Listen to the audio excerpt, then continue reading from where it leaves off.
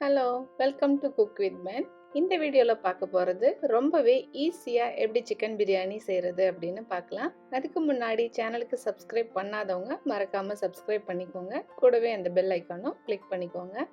வாங்க சிக்கன் பிரியாணி எப்படி செய்கிறது அப்படின்னு பார்க்கலாம்.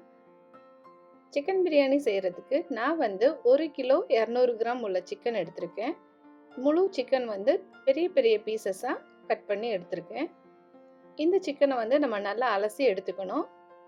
அடுத்து 3 கப் அரிசி எடுத்திருக்கேன், அதாவது 600 கிராம் அரிசி. இந்த சிக்கன் பிரியாணியில் நம்ம சிக்கனை தனியாக மசாலா மேரினேட் பண்ணி செய்யணும் அப்படின்னு இல்லை. நம்ம ஈஸியாக எப்படி சுலபமாக செய்கிறது அப்படின்னு தான் பார்க்க போகிறோம். ஃபஸ்ட்டு சிக்கன் பிரியாணி செய்கிறதுக்கு ஒரு அகலமான பாத்திரத்தை சூடு பண்ணிக்கணும்.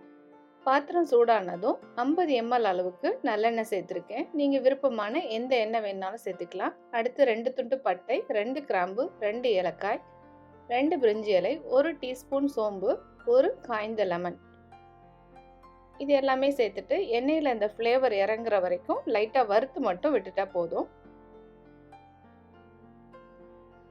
பிரியாணிக்கு மெயினாகவே கரம் மசாலா நம்ம சேர்க்கறது தான். கரம் மசாலாவோட ஃப்ளேவரு அது எந்த அளவுக்கு வறுபடுது அப்படின்றது தான் நமக்கு பிரியாணியில் ஒரு டேஸ்ட்டே கொடுக்கும். அடுத்து இதில் 2 மீடியம் சைஸ் வெங்காயம் நீளமாக நறுக்கி சேர்த்துக்கணும். வெங்காயம் நல்லா வதங்கி வரட்டும். லைட்டாக கோல்டன் ப்ரௌன் வந்ததுக்கு அப்புறமா நம்ம அடுத்த இன்க்ரீடியன்ட் சேர்த்துக்கலாம்.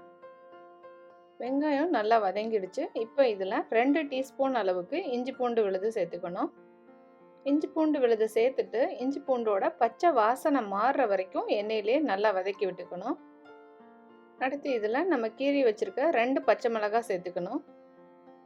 பச்சை மிளகாய் எண்ணெயில் லைட்டாக வதங்கினதும் பிரியாணிக்கு சூப்பராக வாசம் தரக்கூடிய புதினா மல்லி, இது ரெண்டுமே கொஞ்சமாக சேர்த்துக்கணும்.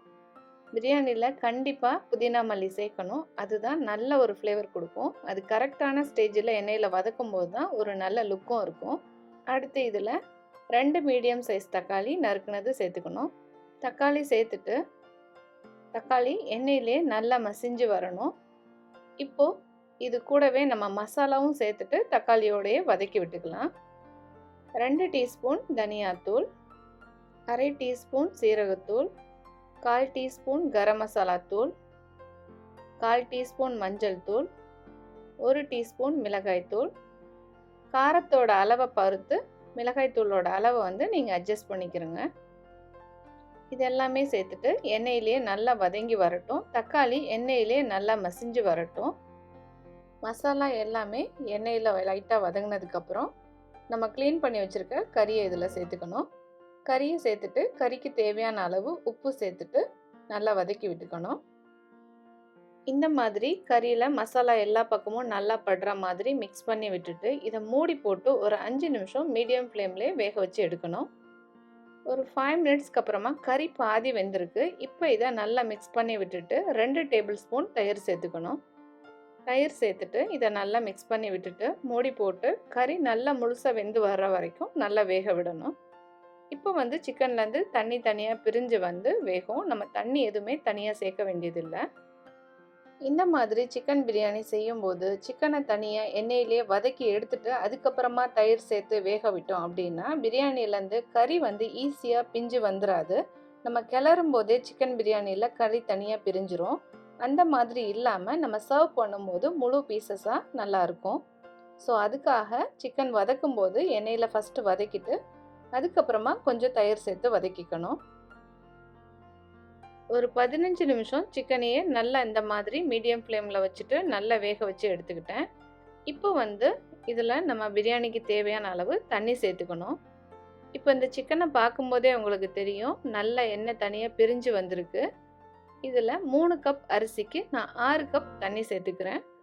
அரிசியை ஊற வச்சிங்க அப்படின்னா நான் எப்போவுமே சொல்கிறதா அரை கப் தண்ணி அளவு கம்மி பண்ணிக்கோங்க. அப்போ தான் நமக்கு நல்லா உதிரி உதிரியாக கிடைக்கும். தண்ணி சேர்த்ததுக்கு அப்புறமா பாதி லெமனோட ஜூஸ் மட்டும் பிழிஞ்சு விட்டுக்கணும். லெமன் ஜூஸ் சேர்க்கறனால அரிசி ரொம்ப சீக்கிரம் உடையாமல் நல்லா சூப்பராக வரும். தண்ணியோட அளவுமே பிரியாணிக்கு ரொம்ப முக்கியம். இப்போ இதோட உப்பு நம்ம தண்ணியில் செக் பண்ணி பார்த்துட்டு தேவையான அளவு உப்பு ஆட் பண்ணிக்கோங்க. ஃபஸ்ட்டு நம்ம கறிக்கு மட்டுமே தனியாக உப்பு சேர்த்து வதக்கி எடுத்தோம். ஸோ அதை பார்த்துட்டு நம்ம உப்பு சேர்த்துக்கணும். இப்போ இந்த தண்ணி வந்து நல்லா கொதிச்சு வரட்டும். இது நல்லா கொதிச்சு வந்ததுக்கப்புறம் இதில் நம்ம அரிசி சேர்த்துக்கணும். இப்போ பாருங்க தண்ணி நல்லா கொதிச்சு வந்துருச்சு. இந்த ஸ்டேஜில் நம்ம கழுவி வச்சிருக்க அரிசியை சேர்த்துக்கணும். நான் இந்த பிரியாணியில் ஆர்டிஃபிஷியலாக எந்த ஒரு ஃபுட் கலரும் ஆட் பண்ணல. உங்களுக்கு வேணும் அப்படின்னா நீங்கள் கேசரி கலர் கூட கொஞ்சமாக சேர்த்துக்கலாம். அரிசி சேர்த்துட்டு இதை மூடி போட்டு அரிசி வந்து 3/4 பதம் வேகிற வரைக்கும் மூடி போட்டுக்கணும். இப்போ 3/4 வாசி வெந்ததுக்கப்புறம் இதில் 1 டீஸ்பூன் ரோஸ் வாட்டர் சேர்த்துக்கணும்.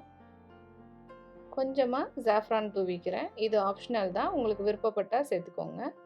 அடுத்து இதில் ஒரு ஃபாயில் பேப்பர் வச்சுட்டு அதுக்கு மேலே மூடி போட்டு நல்லா டைட்டாக க்ளோஸ் பண்ணிக்கணும்.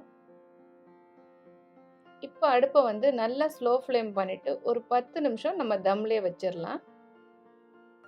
ஒரு 10 நிமிஷம் கழித்து இதை நான் ஓப்பன் பண்ணுறேன்.